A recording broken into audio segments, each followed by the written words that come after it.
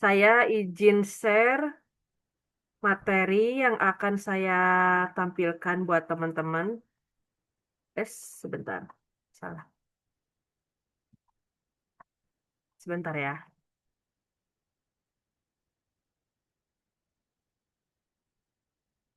Oke.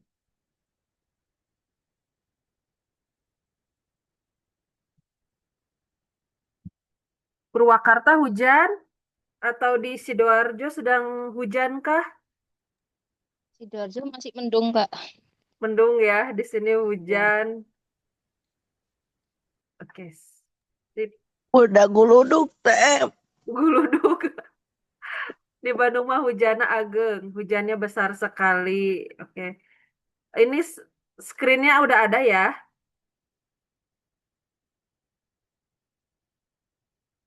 Oke, share screen-nya sudah jelas, materinya udah jelas kan?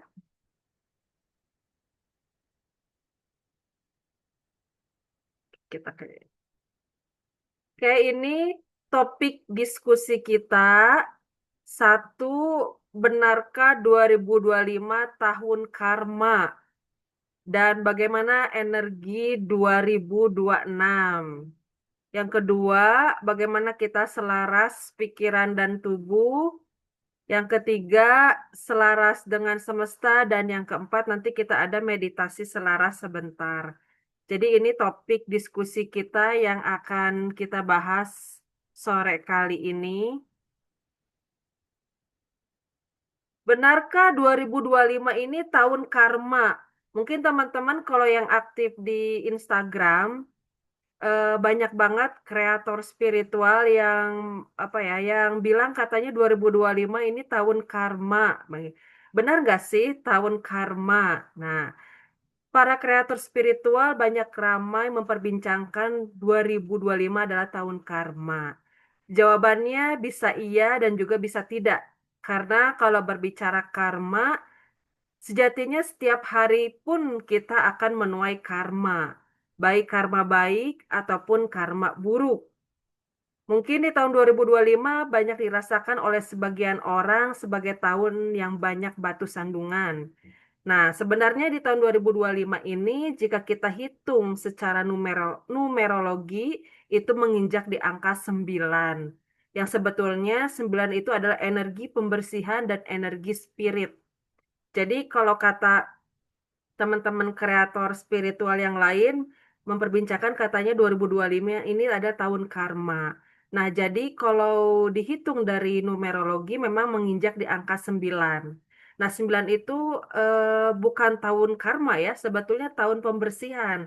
Jadi ada banyak fase yang dibersihkan di tahun angka 9 ini.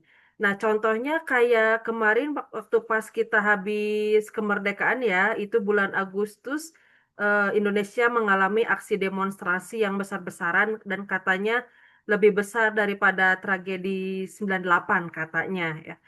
Nah, ini sebetulnya tahun karma itu ya kurang lebih seperti itu. Jadi di mana banyak sekali pembersihan ya baik itu di tata salira, di tata negara, tata buana itu banyak sekali tahun pembersihan.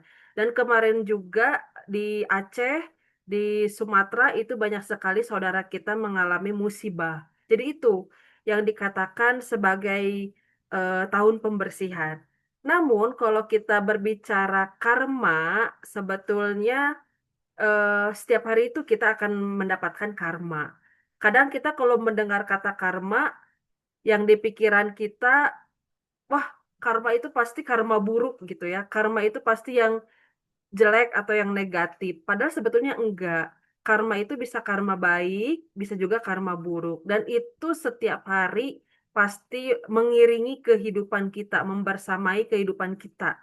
Jadi sebetulnya mah mau di tahun apapun yang namanya karma, itu pasti bakalan ada gitu. Tapi di tahun 2025 ini memang puncaknya menginjak di angka 9, yang dimana itu adalah fase pembersihan menuju nanti kan 2026 itu masuk ke angka 1 ya.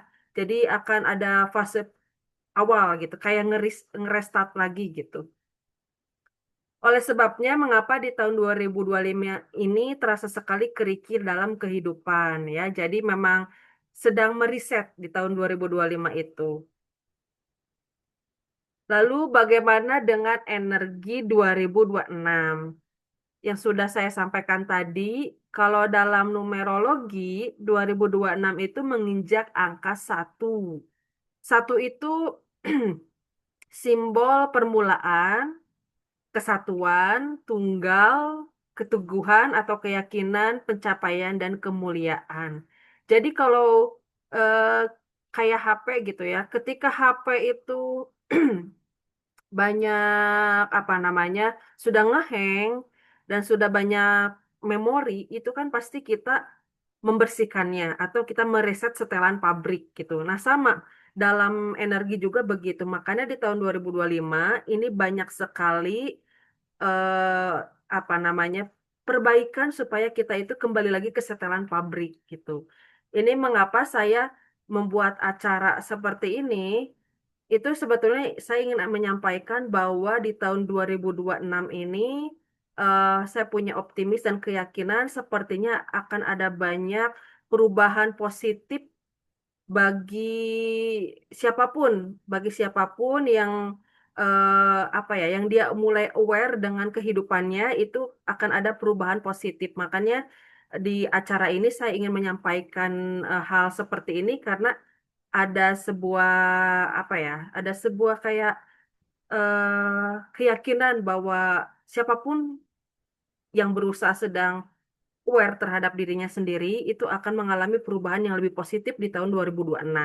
Mungkin akan mendapatkan keberuntungan atau misalkan kemuliaan atau keberlimpahan rezeki, kesehatan dan sebagainya. Jadi mungkin di 2026 itu akan ada banyak perubahan positif. Dalam angka 1 pada tahun 2026 ini, saya yakin akan ada banyak perubahan yang lebih positif lagi karena semesta sudah meriset sebelumnya di tahun 2025. Jadi itu, jadi ada satu apa ya, gift buat teman-teman semua, buat semuanya, siapapun yang sedang menempuh waspada dalam dirinya, itu di tahun 2026 ada perubahan yang lebih positif. Kemudian kita akan berbicara tentang pikiran dan tubuh. Teman-teman, semesta itu merekam apa yang kita pikirkan. Otak kita itu kan memancarkan gelombang elektromagnetik pada semesta. Jadi, segala apa yang kita vibrasikan melalui pikiran dan tindakan kita, maka semesta akan merekodnya. Dan feedbacknya itu akan mempengaruhi kehidupan nyata kita.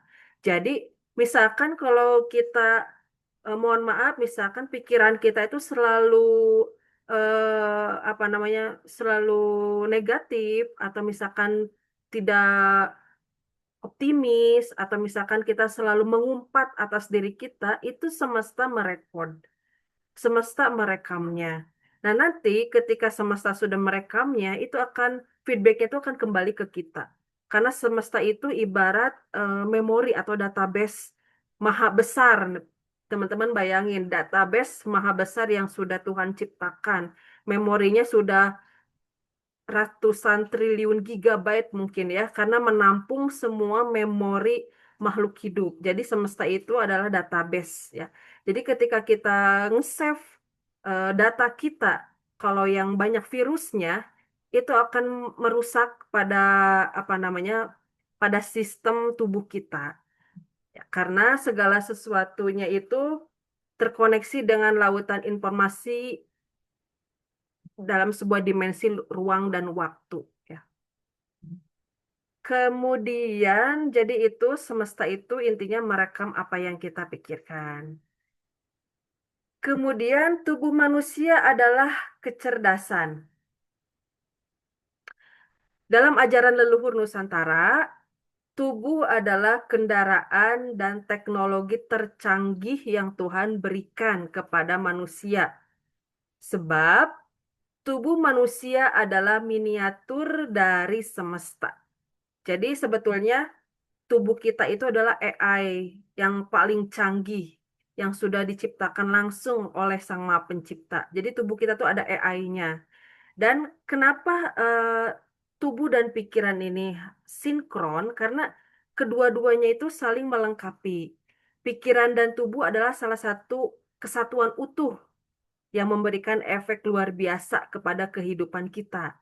Tapi kebanyakannya kita tuh kadang suka memisahkan antara pikiran dan tubuh. Jadi terjadilah ketidaksinkronan dalam realitas kehidupan. Bahkan kadang pikiran kita tuh lebih cenderung mendominasi diri kita. Misalnya, misalnya pikiran kita pengen makan pedas level 10, misalkan. Tapi tubuh kita tuh menolak. Kata tubuh, nggak mau makan pedas, nanti sakit perut.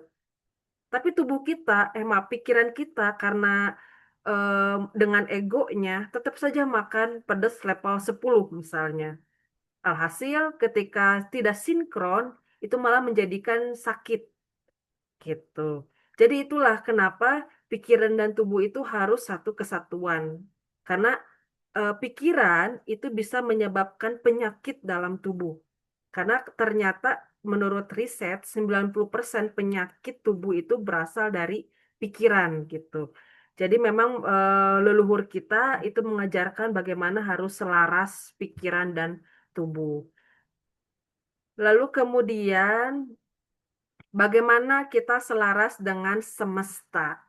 Nah, dalam ajaran leluhur Nusantara, kita ini mikrokosmos dari alam semesta atau jagat alitnya alam semesta. Buktinya, dalam tubuh kita menyerupai semesta. Misalnya bola mata, lalu ada sungai ya yang mirip nadi kita, kemudian ada paru-paru yang menyerupai pohon, lalu ada organ tubuh kita itu kalau dilihat itu mirip dengan buah-buahan sama sayur.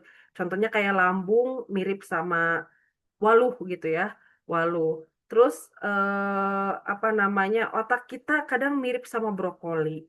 Jadi memang tubuh kita itu memang dirancang sedemikian rupa menyerupai alam semesta dan bahkan neutron otak kita itu menyerupai petir.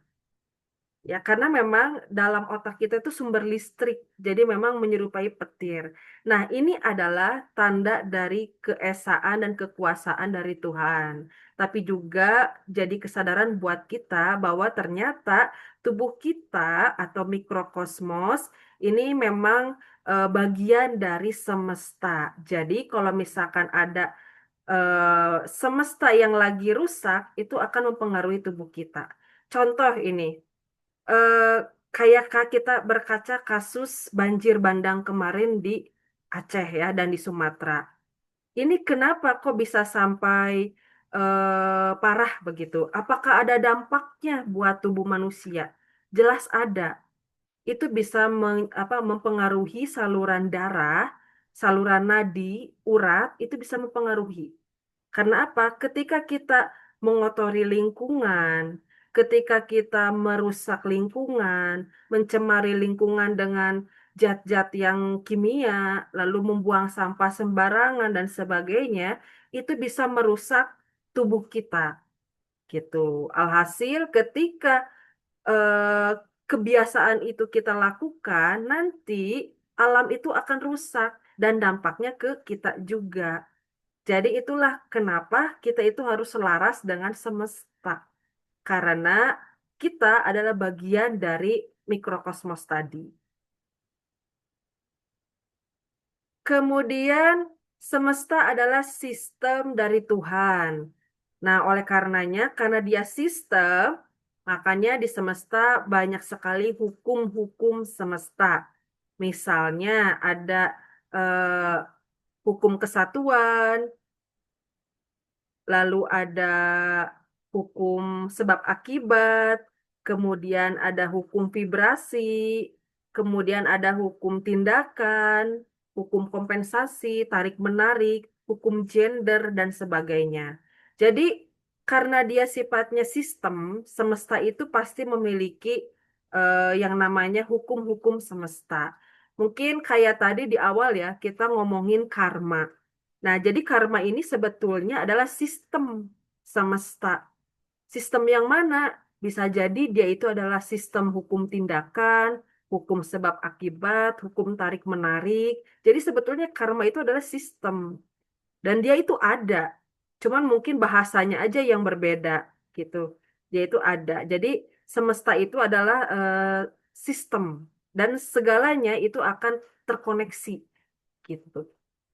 Kemudian di sini saya mau bahas, oh ya, ini ada hukum gender ya. Nah, hukum gender ini kebanyakan banyak sekali orang yang menganggap hukum gender itu pasti hubungannya perempuan dan laki-laki. Padahal sebetulnya nggak juga. Yang namanya hukum gender itu nggak harus berbicara eh, male atau female, tapi hukum gender itu adalah energi. Kalau dalam leluhur Nusantara itu disebut ada yang disebut energi Ibu Pertiwi dan juga ada energi Bapak Angkasa. Itu kalau dalam istilahnya leluhur Nusantara. Nah, apa maksudnya hukum gender itu atau Ibu Bumi Bapak Angkasa? Jadi sebetulnya semesta itu ada dua kutub, utara, selatan gitu ya, positif, negatif. Lalu ada hukum apa maaf, ada perempuan, laki-laki. Itu sebetulnya bukan hanya merujuk pada gender aja gitu. Nah, di diri kita itu harus ada hukum gender. Meskipun kita cewek nih, tapi kita juga harus ada energi maskulinnya. Dan juga di cowok harus ada energi feminin. Tapi bukan berarti harus jadi, mohon maaf, harus jadi kayak yang menyimpang, bukan. Maksudnya adalah ketika kita memiliki energi maskulin, misalkan kita cewek nih, ada energi maskulinnya. Nah, ketika ada energi maskulin di diri cewek, itu bisa membuat cewek itu jadi lebih percaya diri, optimis, tangguh, kuat, nggak cengeng gitu, nggak cepet cengeng, nggak apa namanya, nggak cepet terpuruk. Itu karena ada energi maskulinnya dalam tubuh. Pun sama laki-laki, meskipun dia laki-laki harus ada energi femininnya. Kalau nggak ada energi feminin nanti bisa-bisa si laki-laki itu jadi buas gitu. Misalnya dengan ada energi feminin, laki-laki itu jadi bijaksana, jadi welas asih gitu ya. Jadi apa namanya lebih berkreatif, nah gitu. Jadi memang energi feminin maskulin ini diperlukan dalam tubuh kita. Karena kita membutuhkan dua energi itu. Energi feminin itu representasi dari kreativitas, imajinasi, ya. Kalau energi maskulin itu representasi dari kepercayaan diri, kuat, tangguh, bisa mengambil keputusan dengan bijak. Nah, itu adalah energi maskulin. Nah, itu harus ada dalam diri kita. Ini yang disebut hukum gender. Jadi gender teh bukan cewek dan cowok aja, tapi juga adalah representasi dari energi gitu. Nah, ini selaras dengan semesta ya, teman-teman. Nah, di sini ada tips bagaimana sih kita harus selaras antara pikiran dan tubuh. Satu, teman-teman bisa mulai berolahraga ya. Mau olahraga ringan, berat, terserah, tapi disesuaikan dengan kebutuhan dan kemampuan kita. Kenapa olahraga? Ternyata baru saya sadari bahwa ternyata olahraga itu adalah apa ya, membersihkan tubuh-tubuh kita dan tubuh kita itu perlu pembersihan. Mohon maaf ya, saya banyak banget melihat ada temen gitu yang dia itu magernya luar biasa. Males banget gerak, gak mau beraktivitas sama sekali. Nah, ketika magernya itu ternyata mempengaruhi emosi dia. Jadi cepat marah, cepat tersinggung, lalu mudah gak karuan emosinya. Itu karena mungkin tubuhnya tidak digerakkan. Padahal dalam tubuh kita itu ada api yang harus digerakkan supaya metabolismenya itu terjaga. Nah, ini kalau tubuh sehat, otomatis pikiran juga bisa sehat. Jadi yang paling pertama itu adalah olahraga. Mau olahraganya cuma jogging, boleh. Mau cuman jalan di tempat, boleh. Mau cuman senam biasa, boleh. Yang penting harus ada olahraga. Mau 15 menit, boleh. Atau mau 30 menit juga lebih bagus. Yang kedua, biasakan berjemur matahari. Ini paling penting. Baru saya sadari di usia 29-an, ternyata matahari itu benar-benar dahsyat energinya. Puncaknya waktu pas corona. Pas corona, saya baru benar-benar menyadari kenapa leluhur kita kok senang sekali dengan matahari, terutama di tataran Parahyangan di Sunda, itu simbolnya matahari, sangat memuja matahari. Ternyata bukan memuja ya, ternyata leluhur kita itu sadar bahwa matahari itu adalah energi. Energi yang luar biasa dapat membantu seluruh makhluk hidup di bumi, termasuk tubuh manusia karena ada vitamin D-nya, lalu ada energi solarnya, sehingga membuat makhluk hidup itu bisa tumbuh. Makanya kita biasakan harus berjemur eh, matahari ya, minimal seminggu 2 kali. Bisa 10 menit atau 15 menit, itu terserah. Yang penting kita harus ada asupan matahari. Itu kenapa kalau teman-teman lihat para petani itu kalau sering kejemur kan mereka bisa kuat imunnya karena sering kejemur dan tubuhnya juga keolah, jadi mereka itu tidak gampang sakit. Nah, yang ketiga itu meditasi ringan dan juga healing ke alam. Ini penting juga. Meditasi ringan bisa dengan teman-teman bisa malam hari, pagi, subuh, terserah. Cuman kalau saran saya untuk meditasi sebaiknya itu di waktu subuh atau di malam hari. Karena dua waktu itu adalah paling cocok, paling tepat untuk kita bermeditasi. Meditasinya nggak usah yang aneh-aneh. Tinggal kita duduk santai, menghela napas yang dalam, bisa sambil nonton TV, bisa sambil dengerin musik, bisa sambil apapun terserah. Yang penting kita fokus, relax. Kalau pada saat meditasi teman-teman apa namanya banyak suara-suara dalam pikiran, itu tidak apa-apa.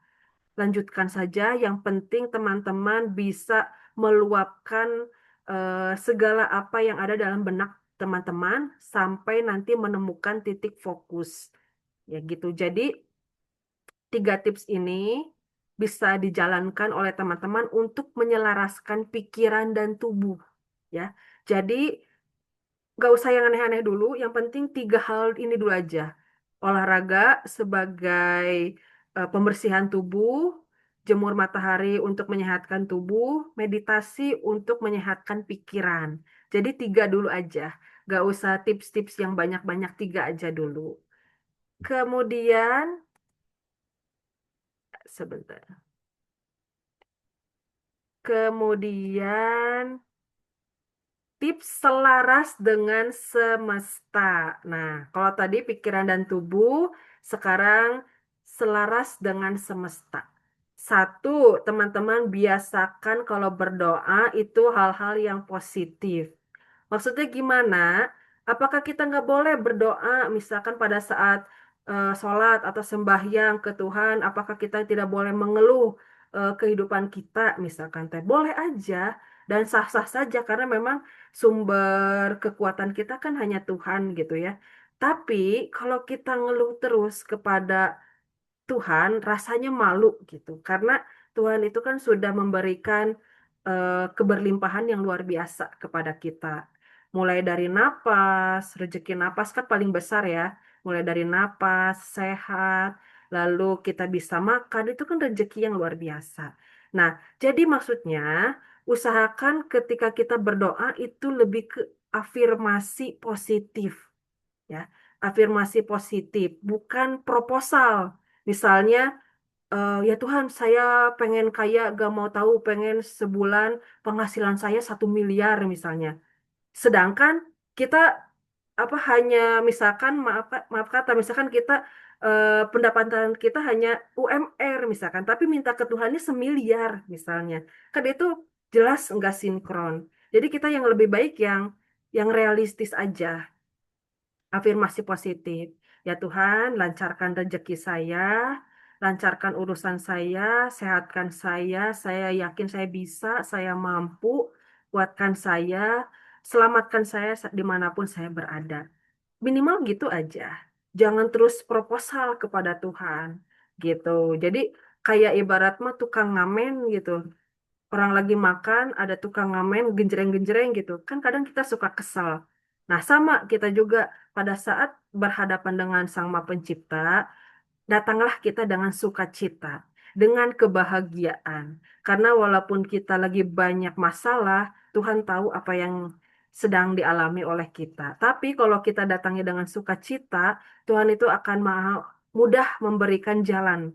Nah, itu yang saya yakini dan itu yang sudah saya praktekkan. Ternyata luar biasa hasilnya dibandingkan pada saat bersembahyang atau sholat gitu ya. Dibandingkan mengeluh, lebih baik datang kepada Tuhan dengan sukacita. Nah, itu yang pertama, supaya kita selaras dengan semesta. Yang kedua adalah ikuti ritme semesta. Jadi maksudnya kita mengikuti saja apa yang menjadi jalan dari semesta. Misalnya, hari ini saya jualan hanya misalkan hanya laku terjual hanya misalkan 100 buah barang atau 100 porsi makanan misalkan. Tidak apa-apa, ikuti saja ritmenya. Atau misalkan, kenapa saya sekarang jadi senang berkebun? Kenapa saya sekarang jadi pedagang? Padahal saya ini basicnya misalkan lulusan Harvard atau apa, misalkan ikutin aja ritmenya dulu. Karena ada something dari semesta yang sedang ingin eh, diberikan kepada kita. Jadi daripada kita mengeluh, lebih baik kita ikuti ritme yang ada dalam aturan semesta. Nanti kalau kita mengalir begitu saja, itu semesta akan memberikan feedback itu yang positif. Jadi ikutin saja alur yang ada dari semesta. Karena kalau menurut leluhur kita bahwa sejatinya hidup kita ini seperti wayang ya. Hidup ini penuh sandiwara ya. Dan kita ini adalah wayang. Jadi kita ini sedang melakukan drama di panggung yang bernama Marcapada ini atau bumi gitu. Ketiga, pasrah atau letting go. Nah, ini tips selaras dengan semesta. Yang ketiga adalah letting go atau pasrah. Tapi dengan catatan, pasrahnya di sini bukan diam ya, teman-teman. Bukan yang gak punya tindakan ya. Pasrah di sini adalah ketika kita sudah melakukan tindakan, sudah benar-benar luar biasa, totalitas gitu ya, mengusahakan, mendayakan, mengupayakan segala macam, tapi belum ada hasilnya, lebih baik kita pasrahkan. Nanti biarkan semesta yang bekerja, biarkan semesta yang memberi proposal langsung kepada Tuhan. Misalnya, Tuhan, si A sudah expert banget nih, sudah luar biasa totalitas dalam hidupnya. Apa yang akan kamu beri, Tuhan? Misalkan gitu ya kata semesta. Nanti dengan mudah langsung si mukjizat itu akan datang ketika kita sudah pasrah gitu. Tapi pasrahnya bukan diem, bukan yang saya pasrah aja, gak mau ngapa-ngapain, biarin aja hidup mah gitu. Nah, itu jangan seperti itu. Tapi pasrahnya di sini adalah kita melakukan sesuai dengan hukum semesta. Hukum semesta itu ada yang namanya hukum tindakan atau hukum vibrasi. Jadi kita harus bertindak. Kalau nggak ada tindakan, ya tidak ada perubahan. Jadi itu kuncinya. Lalu kurangi mengeluh, ini tips selanjutnya. Dan juga jangan mudah menjustis diri sendiri. Misalnya, saya bodoh, saya miskin, saya jelek, saya penyakitan, saya kurang beruntung, saya susah jodoh misalnya, saya malang dan sebagainya itu jangan. Karena kalau kita menjustis diri kita seperti itu berarti sama dengan mengafirmasikan diri kita itu hal yang negatif. Jadi sebaiknya kurangi justice seperti itu. Sama dengan mendoakan diri kita yang jelek kalau kayak gitu. Lebih baik kita berikan kata-kata buat kita. Misalnya, saya hebat, saya kuat, saya mampu, saya cantik, misalnya saya kaya, saya bahagia, dan sebagainya. Lebih baik seperti itu. Daripada harus menghujat diri sendiri dengan hal-hal yang negatif gitu. Nah, ini 5 tips bagaimana kita selaras dengan semesta. Nah, di sini, di slide berikutnya, teman-teman bisa buat challenge di tahun 2026 ini. Coba teman-teman buat sebuah jurnal dimulai dari tanggal 1 Januari 2026 sampai tanggal 31 Januari 2026, maaf, 31 Desember 2026. Teman-teman bisa buat jurnal, mau itu pakai laptop, di HP, atau misalkan ditulis. Tapi lebih baik mending ditulis pakai buku ya, mau itu buku diari dan sebagainya. Buatlah sebuah jurnal. Jurnalnya itu eh, per bulannya teman-teman bisa melis apa yang teman-teman mau lakuin. Misalnya, bulan ini saya mau mencoba usaha ini. Bulan ini saya mau mencoba ini. Buatlah tulisan seperti itu. Nanti teman-teman bisa melihat apa saja yang sudah tercapai dan belum tercapai. Nah, yang belum tercapai ini bisa dirubah atau bisa diperbaiki di bulan berikutnya atau di tahun berikutnya. Nah, coba ini bisa teman-teman coba mulai tanggal 1 nanti sampai tanggal 31 Desember 2026. Lihat nanti ada perubahan apa yang bakal teman-teman dapetin di challenge membuat jurnal ini. Kemudian teman-teman bisa mempraktekkan tadi ya tips selaras pikiran dan tubuh dan juga tips bagaimana mengharmonikan dengan semesta yang tadi sudah saya sampaikan dengan teman-teman. Bisa mencoba ini dulu selaras pikiran dan tubuh, atau juga bisa mencoba tips selaras dengan semesta. Ini mungkin bisa jadi challenge buat teman-teman di tahun 2026, yang saya rasa 2006 akan ada banyak hal-hal positif yang bakal menunggu keajaiban buat teman-teman semua. Gitu. Oke, thank you. Ini slide terakhir. Baik. Kalau ada yang mau dibahas, ditanyakan, didiskusikan, boleh angkat tangan atau boleh di apa namanya? Di inbox ya, di chat silakan. Oh, ini di inbox sudah ada pesan dari Tepita. Kalau meditasi malam selalu dengar suara horor. Token listrik kontrakan kamar orang lain. Iya, iya. Jadi kalau memang meditasi malam, biasanya memang suaranya suka campur-campur ya, antara suara token listrik punya orang, atau suara kucing lagi berantem, atau suara tukang somai, tukang bakso melewat, ya banyak. Tapi nggak apa-apa, coba saja sebelum tidur, meditasi aja sekitar 5 atau 10 menit, bisa sambil berbaring di tempat tidur juga nggak apa-apa. Atau kalau takut malam, boleh subuh, boleh. Misalnya habis sholat subuh atau habis sembahyang pagi, boleh banget dilakuin. Memang lebih bagus itu pagi, karena aura pagi itu sangat bersih dan energinya sangat clean. Jadi memang lebih enak itu pagi. Ya, Tepita. Jadi jangan takut lagi sama suara token listrik punya tetangga ya. Kalau subuh mah kayaknya mah aman ya. Asal jangan siang-siang ya. Kalau siang-siang kadang kita nggak fokus sama kegiatan harian kita. Jadi saran saya mah lebih enak itu pagi, subuh ya, subuh atau malam.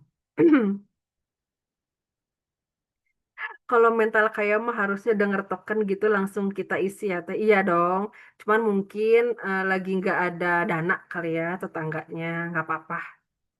Oke, yang lain mungkin Mbak Tri sama ini siapa ya yang Samsung belum kenalan.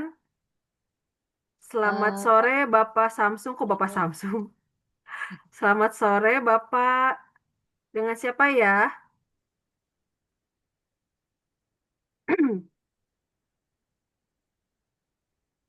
Boleh Mbak Tri, monggo. Mbak Tri udah angkat tangan. Silakan. Ya, makasih Mbak untuk kesempatannya. Suara saya cukup terdengar jelas ya. Halo, Ya, halo Kak, suara saya terdengar? Halo, halo, Jelas, Matri, jelas, jelas. jelas. eh, Oke. eh, Kak, halo, jelas ya Kak? Mbak Tri Halo, suaranya kecil. kecil. Coba saya besarkan. Ini udah full sih sebenarnya. Udah jelas sekarang? Suaranya Halo. masih kecil ya.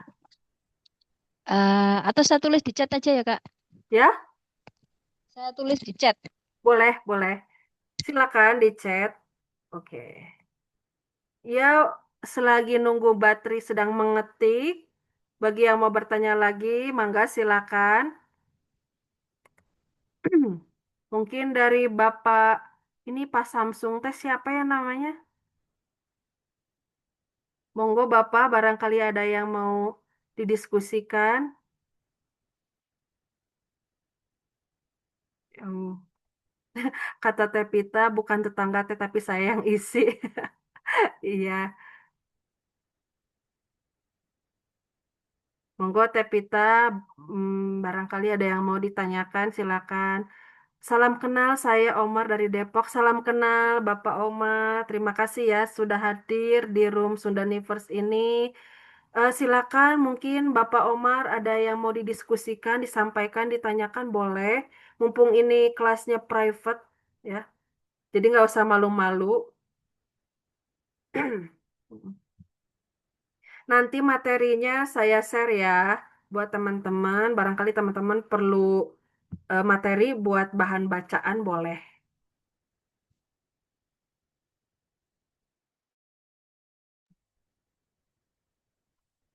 Oke. Nah ini udah, oh cepat sekali baterai nge-chatnya nih. Saya mau bertanya tentang karma. Apakah dia bisa berasal dari karma leluhur sebab akibat, sehingga kita harus mengambil sikap untuk memutus karma buruk yang berulang. Terima kasih. Ya ini tentang karma ya.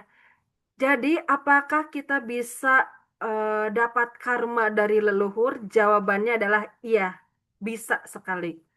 Ini saya berbicara seperti ini karena sudah banyak berapa kali diskusi bab tentang karma dan juga mengalaminya sendiri. Jadi memang karma leluhur itu bisa nyampe ke keturunannya. Kenapa? Karena kalau secara ilmiah, leluhur kita itu kan ada dalam tubuh kita. Kita itu mewarisi genetik dari leluhur. DNA dari leluhur. Otomatis DNA dan genetik itu nyampe ke dalam aliran darah kita. Nah, jadi itu bisa juga karma yang sedang kita jalani ini bisa juga berasal dari leluhur. Contoh ya, misal katakanlah nenek moyang kita, leluhur kita dulunya, mohon maaf, tukang hutang misalnya. Tukang hutang atau punya masalah keuangan yang sangat fatal di masa lampau. Lalu kemudian di kehidupan sekarang itu dampaknya bagi anak cucu sampai ke keturunannya itu bisa berakibat fatal. Misalnya si keturunan jadi susah eh, dapat pekerjaan atau misalkan susah mencari rejeki dan sebagainya. Itu diakibatkan karena karma leluhur. Contoh kedua, ini mah nggak usah jauh-jauh ke leluhur ya. Ini mah yang paling terdekat aja. Misalnya, katakanlah ada orang tua yang toksik, mohon maaf. Toksik kayak gimana? Misalnya dia dulunya suka menyiksa si anak atau suka apa namanya kekerasan verbal, kekerasan fisik kepada anak, itu nanti si anak bisa menyebabkan trauma yang mendalam. Ketika dewasa, si anak itu bisa melakukan hal-hal serupa dari orang tuanya. Nah, takutnya ketika si anak itu sudah punya anak lagi, itu bisa menularkan ke anaknya atau ke keturunannya. Jadi kalau dulunya dia suka disiksa, dulunya suka dikekerasan verbal oleh orang tuanya, itu bisa nular ke anaknya nanti. Karena dia ada trauma yang belum dibereskan. Makanya tadi pertanyaan Batri, apakah apakah kita bisa memutus karma buruk yang berulang? Sangat bisa. Dan kita memang harus memutus karma buruk dan kita harus terhenti oleh kita. Harus dihentikan. Sebab kalau tidak dihentikan, itu akan berantai, akan terus mengulang. Kalau seperti itu, nanti kita juga masuk ke dalam jeratan karma. Nanti kan kita juga jadi leluhur nih bagi keturunan kita. Jangan sampai kita sebagai leluhur bagi keturunan kita di masa depan itu bisa menyusahkan atau menyengsarakan anak-anak kita atau keturunan kita. Makanya jangan sampai itu terjadi. Dan itu penting banget kita memutus karma dari leluhur, tentunya karma yang buruk. Ya, jadi itu Mbak Tri. Jadi eh, ringkasnya, karma juga bisa berasal dari leluhur kita. Dan apabila karma itu buruk, itu kita harus diputuskan karmanya. Karena itulah mengapa tujuannya kita dilahirkan ke alam dunia ini, itu sebetulnya untuk membenahi, membereskan karma yang ada. Ya, jadi begitu Mbak Tri kurang lebihnya jawaban dari saya. Mudah-mudahan bisa diterima. Apabila masih ada yang ingin ditanyakan, monggo silakan. Oke, lanjut ya. Kita ke pertanyaan kedua, ke Teh Pita. Izin bertanya, Teh, kalau kondisi dengan gangguan mental yang emosinya naik turun itu, apakah memancing respon semesta dalam hal-hal kurang baik yang dipikirkan? Misalnya dalam fase depresi pada kasus bipolar, PTSD, BPD, dan lain-lain. Karena kadang ada fase yang datang otomatis. Oke, buat Teh Pita, sebetulnya ini ranah ranah psikolog ya yang harus dijawab. Karena yang lebih punya kewenangan adalah psikolog. Tapi izinkan saya di room ini untuk sedikitnya berbagi sharing gitu ya, berbagi pengalaman gitu. Jadi sebetulnya depresi itu ada hal yang belum beres biasanya. Entah itu karena trauma atau mengalami yang tadi ditanyakan oleh Mbak Tri soal karma, itu bisa juga. Jadi ada fase dalam alam bawah sadar kita, memori kita itu ada hal yang tidak bisa terdelete di kehidupan sekarang. Sehingga kita mengalami hal yang seperti itu atau depresi. Nah, apakah depresi, bipolar, dan sebagainya itu bisa mancing ke semesta? Sebentar. Apakah itu bisa mancing ke semesta? Kalau kita berbicara hukum tindakan atau hukum vibrasi, mungkin bisa. Kalau kita berbicara ke hukum vibrasi, itu mungkin bisa. Mengapa? Karena semesta itu kan nge-save-nya itu pikiran kita, energi dan vibrasi yang ada dalam diri kita yang kita pancarkan itu. Jadi semesta itu bukan nge-save kata-kata kita, tapi sebetulnya menge-save apa yang kita pikirkan, apa yang kita tindakan, baru apa yang kita ucapkan. Jadi itu tersave oleh semesta. Jadi mungkin bagi kawan-kawan kita yang mungkin mengalami fase seperti itu, mungkin apa ya, mungkin harus banyak kita belajar bagaimana caranya supaya kita itu sinkron dengan semesta. Ya, karena semesta itu memang begitu ritmenya. Dia itu hanya nge-save apa yang divibrasikan oleh dalam diri kita gitu. Jadi mungkin nanti Tepita bisa berkonsultasi atau siapapun itu kerabat Tepita atau siapa yang mengalami hal seperti itu bisa berkonsultasi dengan psikolognya dan juga mungkin coba bisa mengikuti tips yang tadi udah saya berikan yang terkait selaras dengan semesta, selaras pikiran dan tubuh, coba dipraktekkan. Begitu ya, karena kalau tidak kita memutus dari kita, itu khawatirnya nanti akan terus mengulang. Nah, ini sebetulnya ada sangkut pautnya juga dengan tadi bab soal karma. Kita tuh harus memutus rantai karma yang buruk ya yang dialami oleh kita, yang entah itu oleh perbuatan kita, entah itu datangnya dari leluhur kita. Begitu supaya nanti di masa depan kita tidak banyak menabung karma buruk, tapi juga menabung karma baik. Kurang lebihnya seperti itu, Tepita.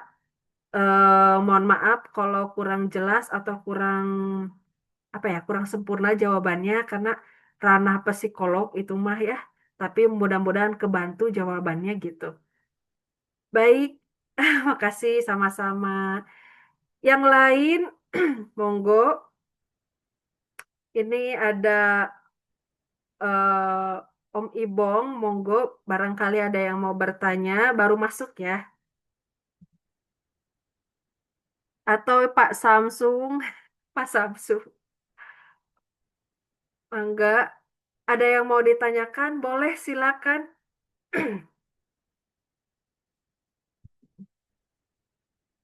Kita didiskusikan lagi. Mungkin ada pertanyaan lagi, satu atau dua sebelum kita menutup sesi diskusi.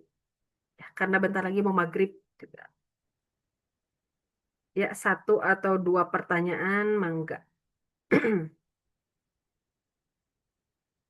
Mm-mm.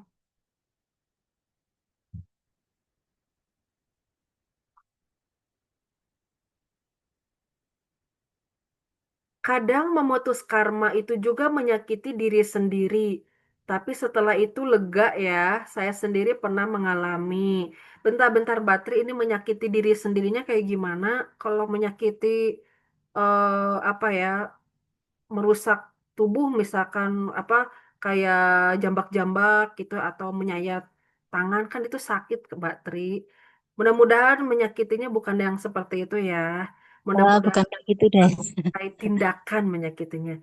Kalau Iya. ya kalau mutus karma itu kadang memang sakit ya, sakit sekali karena kita yang kena batu sandungannya. Tapi mau nggak mau, karena tujuan kita lahir ke alam dunia ini ya memang seperti itu. Makanya kalau kata leluhur kita, katanya hal yang paling anugerah itu adalah kelahiran menjadi manusia. Manusia itu mau jadi manusia itu sangat sulit dan sangat susah katanya. Karena prosesnya tuh sangat panjang banget mau jadi manusia. Karena di alam sana ada yang terlahir jadi hewan yang buruk atau misalkan jadi makhluk yang maaf ya yang buruk rupa atau dan lain sebagainya. Nah, jadi kelahiran kita itu sangat beruntung makanya ketika kita diemban ke alam dunia ini untuk menuntaskan karma, yaitu karena kita sudah teken kontrak dengan Sang Maha Pencipta dan tugas kita lah yang harus memutus karma. Oke. Oke, ini nyambung ke Batri, bukan menyakiti fisik, tapi karena harus meninggalkan seseorang yang kita cintai tapi toksik. Merasa kehilangan itu menyakitkan, maksud saya seperti itu. Iya, walaupun apa namanya definisi cinta, kalau cinta yang kita berikan kepada orang itu toksik, tinggalkan saja. Mau itu teman, mau itu pasangan, mau itu keluarga, kalau toksik tinggalkan saja. Bahkan ada satu kejadian ini mah ya cerita nyata, ada ini mah kerabat kami, teman kami, dia itu tidak pernah diaku oleh orang tuanya sampai dia usianya kepala empat. Tidak pernah diaku oleh orang tuanya, tidak pernah dianggap, malah dia itu kayak diperas sama orang tuanya. Jadi tidak dapat kasih sayang dari orang tua, tapi dia diperas secara energi, uang, dan sebagainya. Nah, atas kesadaran dia, akhirnya dia memutuskan hubungan seperti itu dengan orang tuanya. Awalnya dia takut dicap anak durhaka, karena kalau menurut tradisi keagamaan katanya dicap durhaka. Tapi selambat laun dia menyadari bahwa sebetulnya hal itu bukan untuk durhaka pada orang tua, justru untuk menyelamatkan diri dari lingkungan yang toksik.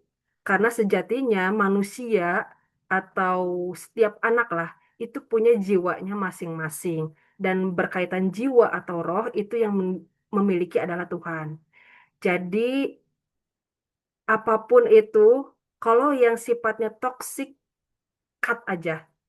Kalau ada teman yang toksik juga cut, karena kadang teman yang toksik itu bisa menyerap energi tubuh kita sehingga kita tuh jadi mudah capek, stres, lelah, itu bisa menghisap energi kita. Hati-hati, apalagi dengan orang-orang zaman sekarang yang toksiknya itu luar biasa. Lebih baik ya cut aja. Lebih baik kita hidup sendiri tapi damai dibandingkan banyak orang tapi toksik semua. Kalau menurut saya sih yang dilakukan Batri itu sudah tepat. Ya, tinggalkan saja hal yang toksik walaupun itu menyakitkan. Tapi lebih sakit lagi kalau kita selalu diselimuti oleh racun yang tidak pernah berkesudahan. Itu itu yang Batri luar biasa, Batri hebat, sudah apa ya, kuat untuk menghadapi orang-orang toksik. Lanjut ini Tepita.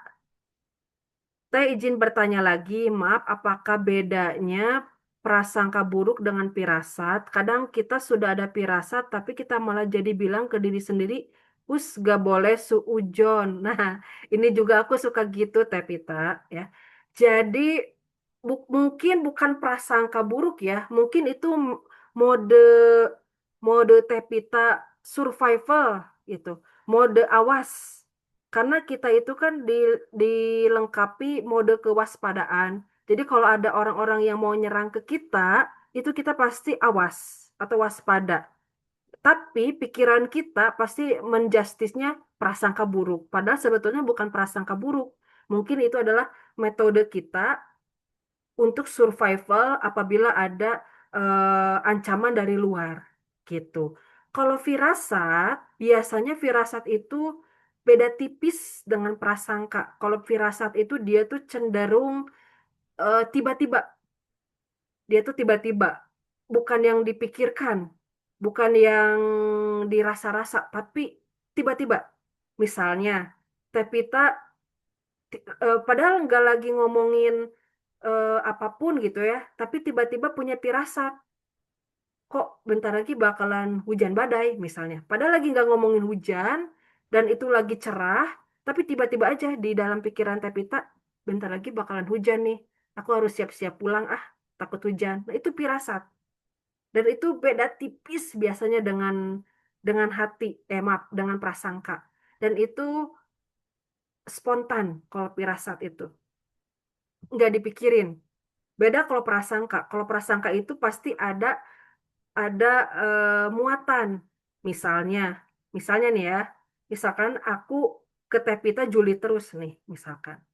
Terus Tepita punya prasangka, si Teh Putri kayaknya nggak suka deh sama aku.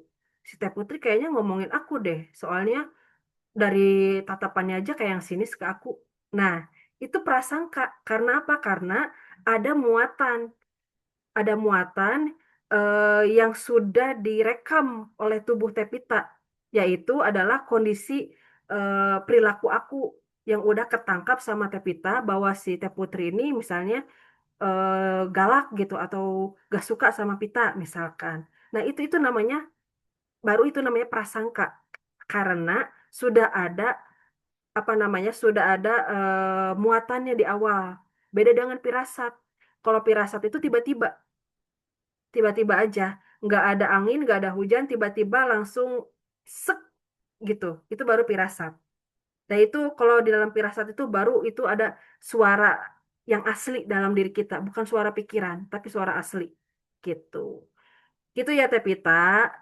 Ya, Teh, saya juga jadi berprasangka sama diri sendiri kalau saya nanti bisa jadi orang kaya harta dan kaya hati. Amin. Amin, amin, amin ya. Ya dong, harus berprasangka baik kepada kita. Ya, harus berafirmasi hal-hal yang baik ya. Jangan yang negatif, harus yang baik. Ucapin aja, saya kaya, saya sehat, saya cantik, saya kaya hati, saya hebat. Ucapin aja nggak apa-apa daripada harus menjustis diri kita. Misalnya saya jelek, saya misalnya saya apes misalnya, saya kurang beruntung. Jangan. Lebih baik ucapkan yang positif gitu. Itu ya Tepita tentang prasangka. Jadi sebetulnya beda tipis sama pirasat. Tapi kalau pirasat itu biasanya spontan menurut saya mah gitu ya. Penelitian saya tentang hal seperti itu gitu. Kata ada lagi Tepita, kata Ibong katanya seru bahas tentang keluarga, apalagi melawan mitos dogma. Iya sih memang seru, tapi kalau dibahas di sini nggak akan cukup sejam, bisa berjam-jam mungkin ya. Begitu kawan-kawan, ini seru banget ya. Tapi kalau bahas soal karma, dogma itu nggak akan cukup sejam 2 jam. Mungkin nantilah next time kita adain sesi diskusi lagi seperti ini karena memang bahasan yang seperti itu nggak cukup waktu secara 60 menit atau 30 menit itu nggak cukup banget. Mungkin nanti di tahun 2026 kita adain sesi diskusi lagi. Baik teman-teman, waktu sudah menunjukkan pukul 5:30.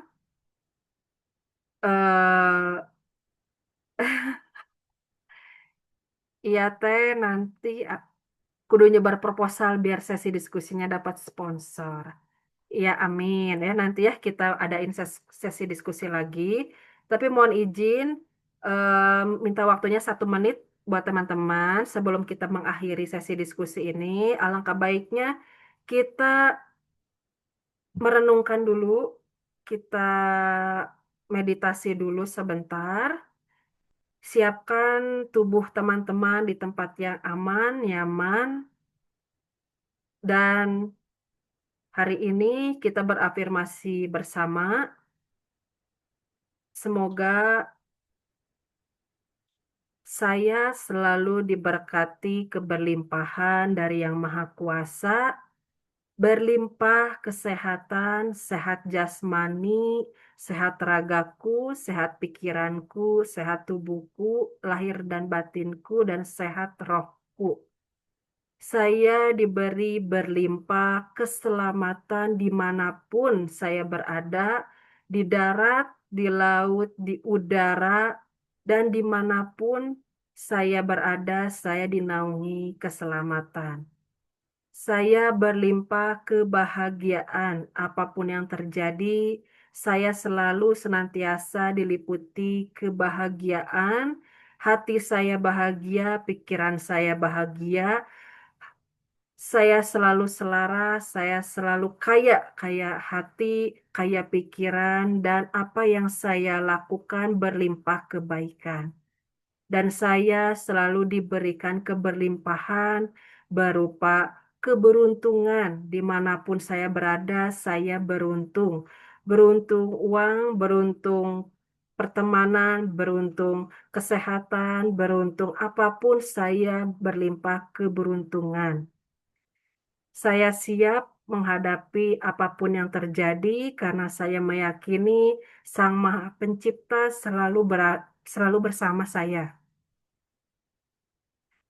Baik, teman-teman, hembuskan napas 3 kali.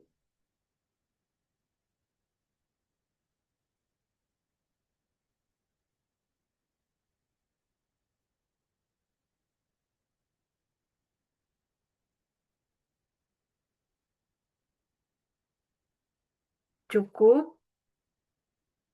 Nah, demikian sesi afirmasi. Terima kasih banyak sudah hadir. Sebelumnya izin saya foto ya. Bisa dibuka kameranya teman-teman. Kita sesi foto bersama.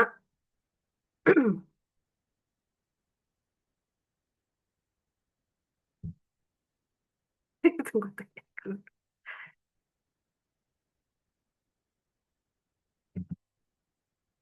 Ya, siap. Oke. Sama-sama Batri, sama-sama Pak Omar, sama-sama juga Tepita. Terima kasih banyak ya udah hadir. Semoga ilmunya bermanfaat. Oke, ayo kita foto dulu.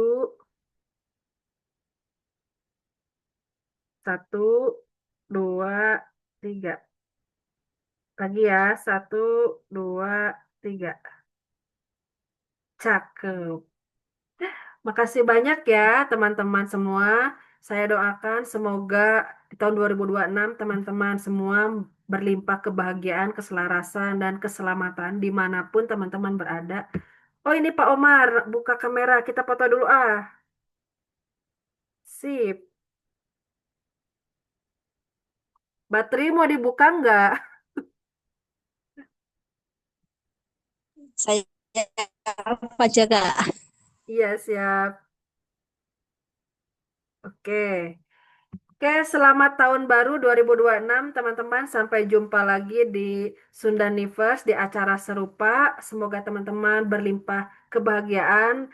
Rahayu, rahayu, rahayu, mulyaning jagat rahayu, sampurasun. Assalamualaikum warahmatullahi wabarakatuh.